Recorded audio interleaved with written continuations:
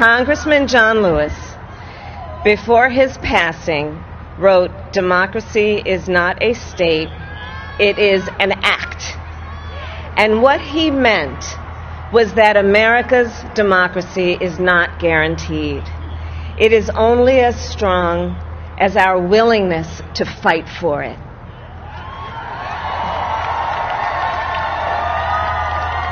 To guard it and never take it for granted. And protecting our democracy takes struggle, it takes sacrifice, but there is joy in it, and there is progress, because we, the people, have the power to build a better future.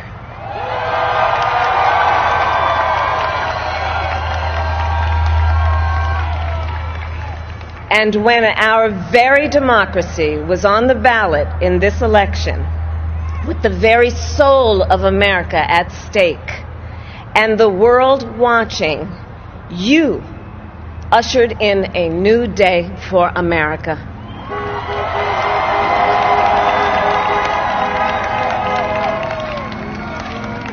To our campaign staff and volunteers, this extraordinary team, thank you for bringing more people than ever before into the democratic process.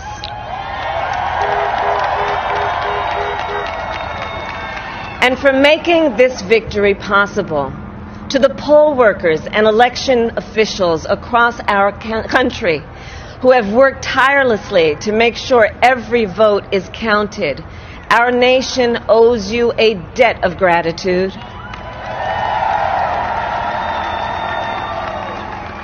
You have protected the integrity of our democracy. And to the American people who make up our beautiful country, thank you for turning out in record numbers to make your voices heard.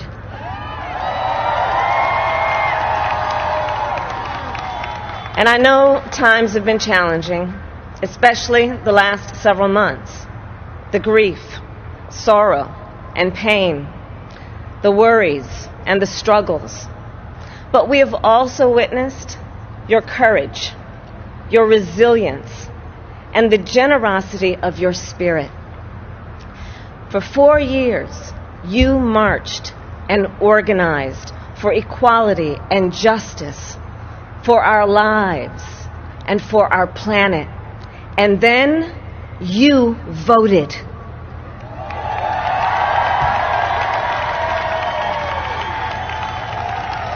And you delivered a clear message. You chose hope and unity, decency, science, and yes, truth.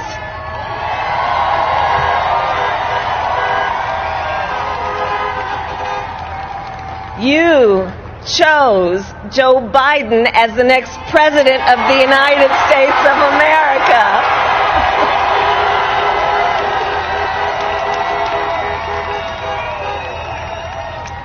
And Joe is a healer, a uniter, a tested and steady hand, a person whose own experience of loss gives him a sense of purpose that will help us as a nation reclaim our own sense of purpose, and a man with a big heart who loves with abandon.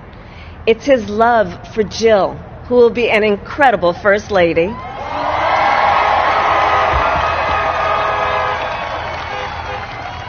It's his love for Hunter and Ashley and his grandchildren and the entire Biden family.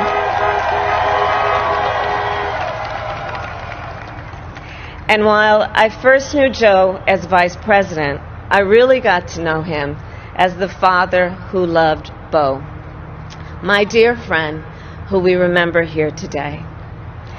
And to my husband, Doug,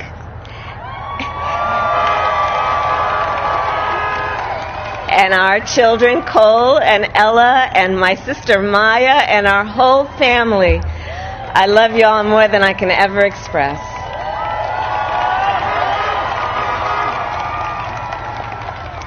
We are so grateful to Joe and Jill for welcoming our family into theirs on this incredible journey.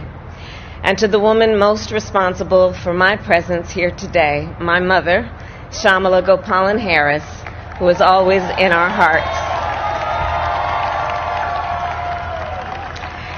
When she came here from India at the age of 19, she maybe didn't quite imagine this moment. But she believed so deeply in an America where a moment like this is possible. And so I am thinking about her and about the generations of women, black women,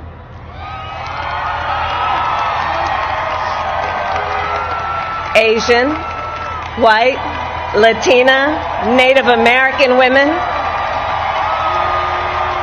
who throughout our nation's history have paved the way for this moment tonight. Women who fought and sacrificed so much for equality and liberty and justice for all, including the black women who are too often overlooked, but so often prove they are the backbone of our democracy.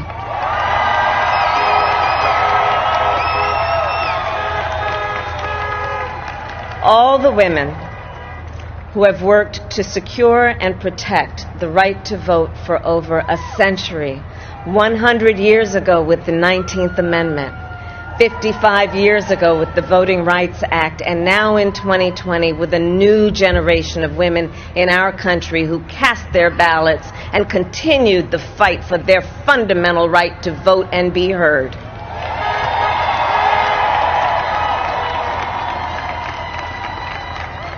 Tonight I reflect on their struggle, their determination, and the strength of their vision to see what can be unburdened by what has been.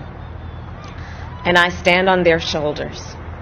And what a testament it is to Joe's character that he had the audacity to break one of the most substantial barriers that exists in our country and select a woman as his vice president.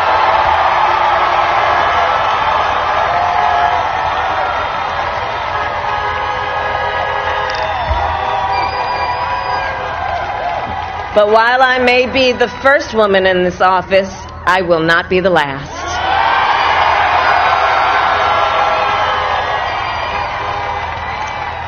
Because every little girl watching tonight sees that this is a country of possibilities. And to the children of our country, regardless of your gender, our country has sent you a clear message. Dream with ambition. Lead with conviction. And see yourselves in a way that others may not, simply because they've never seen it before. But know that we will applaud you every step of the way.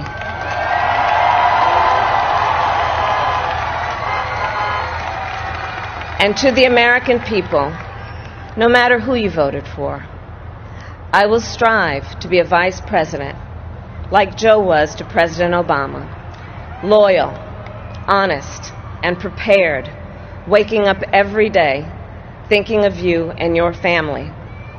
Because now is when the real work begins, the hard work, the necessary work, the good work, the essential work to save lives and beat this epidemic, to rebuild our economy so it works for working people, to root out systemic racism in our justice system and society, to combat the climate crisis, to unite our country and heal the soul of our nation.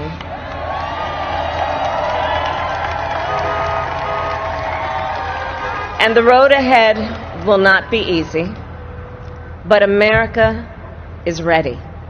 And so are Joe and I.